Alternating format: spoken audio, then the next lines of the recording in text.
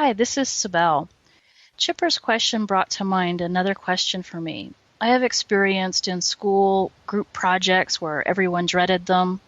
Then I've experienced meditation groups where you could go so much farther than you could go by yourself. So they're almost diametrically opposed experiences.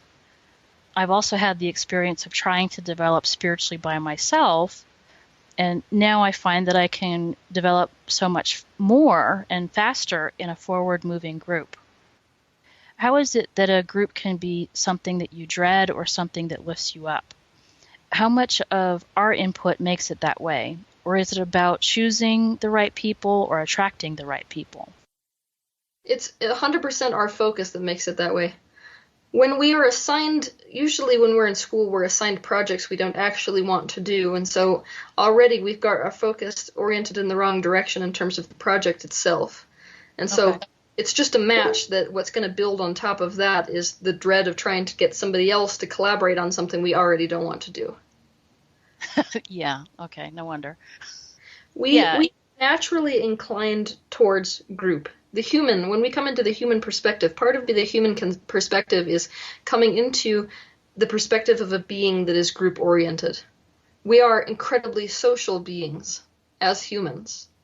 The frequency of human is incredibly communal. And so it's only natural that we would want people to align with us. We want other people to agree with us, share the same frequency as us, explore the same planet with us. The thing is, our focus, our expectation about those interactions is what sets up our group interaction. So we may expect that other people will not receive us well, and so our group interactions will not go well.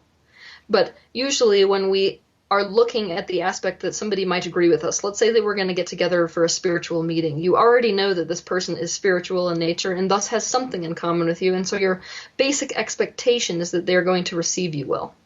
So it's all the orientation of our focus and our expectation that makes these group interactions either negative in nature or positive in nature. Okay. You could, if you really oriented your focus appropriately, you could make a fabulous good time out of, let's say, doing a project with someone that you consider to be your worst enemy.